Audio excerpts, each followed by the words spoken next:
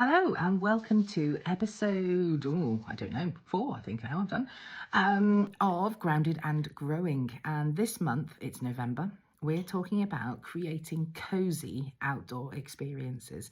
Now, if you watch the montage at the beginning, you will realise we are in the throes of some awful rain, flooding, etc., that has hit West Wales at the moment, and it has been rather horrendous and blocking drains because the leaves are all coming down, blocking them up, and we're out there every day giving everything a bit of a clear out and making sure that the water can keep flowing where it needs to, and make sure that our lane is still passable.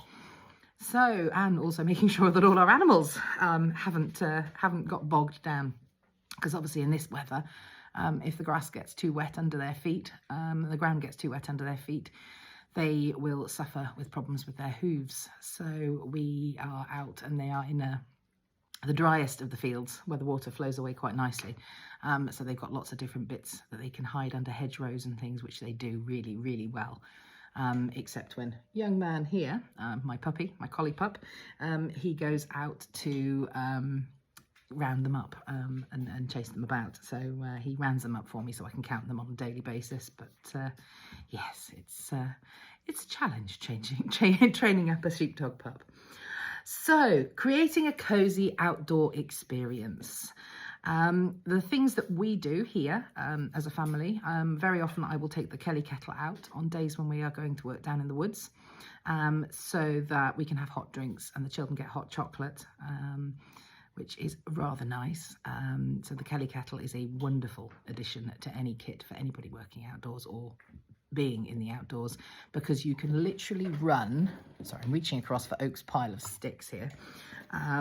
Oak presents me with lots of tiny sticks, but you can literally boil the Kelly kettle on little twiggy bits like that. That's all you need. You light a fire with those, and they are absolutely brilliant. So any little snappy twigs that you find in the woods that are nice and dry, difficult at the moment, but if they're nice and dry, you can feed them in and boil up your Kelly kettle to get nice hot drinks outside.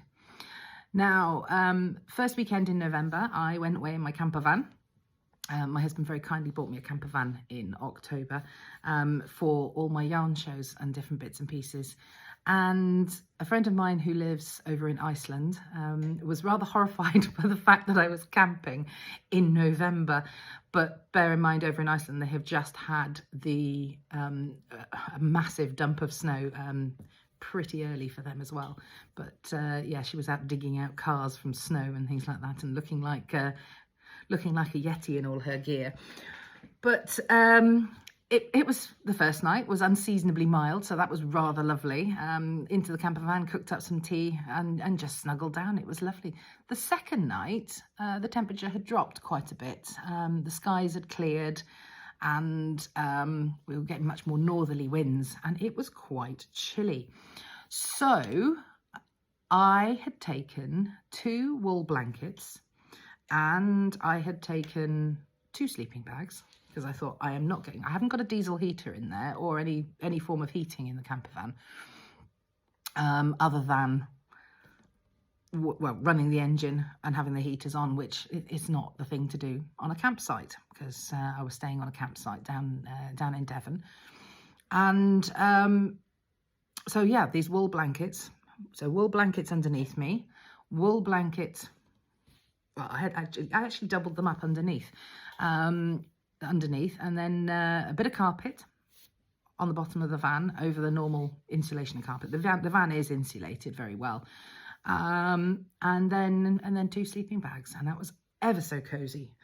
I also found that sleeping with a hat on, a wool hat, that helped as well. So one of my biggest things at this time of year is there's no such thing as the wrong type of weather. It is the wrong type of clothing. So you need to make sure, in order to stay cozy outside, stay warm, stay dry, your best bet at this time of year is a nice pair of wool socks, decent boots. I need to get some new ones of those, because my current hiking boots are actually leaking, which is no fun, but luckily I'm mainly in my wellies now at this moment because of the serious amounts of water. I also recently bought myself a proper coat. So as I spend most of my life on the small holding outside, I needed a proper coat. So I have a Stony Creek waterproof jacket, which is absolutely fantastic. Highly recommend, but it was one of the most expensive coats I've ever bought for myself. But worth every penny. It'll last and last and last. So the other thing then is making sure that you've got pockets full of wool accessories. So if the wind does pick up, if the temperature does drop towards the evening, you can put a hat on, you can put a cowl on. Something like this, rolled up, popped in your pocket, will keep you far warmer. And the higher the wool content, the better. Wool will keep you warm even when it's wet. So at this point where everything is damp, wool will still keep you warm. We took a little video of our sheep last winter with the drone. So I'd gone out and fed them, so they'd all moved. And James sent the drone up to see, basically just have a look over the fields. It was a lovely clear day. So I'll try and insert a clip of that here.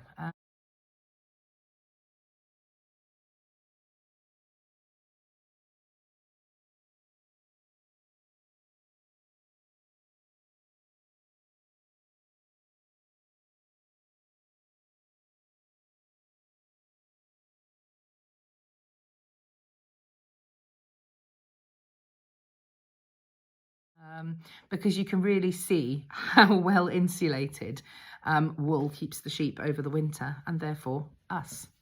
So we shear in May, and we try to get it down sort of mid-May, and then it gives them plenty of chance to grow back their fleece. But with their fleeces as well, they have a lot of lanolin in them, and the lanolin keeps them waterproof. Now, in the processing, the lanolin does get removed, but with some wool items, so the original fishermen's sweaters and things, they would have been spun with the lanolin still in, so that would have kept them waterproof and warm. So wool, basically the best thing for a cozy winter is wool. It will keep you warm. If you can knit with it, it keeps you occupied for hours in the darker nights. But yeah, best thing, wool socks, wicks the sweat away from your feet, keeps your feet a lot healthier. There's a friend of mine who runs a foot clinic locally, and she has been extolling the virtues of wearing proper socks. So my addition to that is proper wool socks, and yeah, and wool accessories. One of these on your head, around your neck, wool mittens will definitely keep you cozy this winter. Thank you for watching. Bye.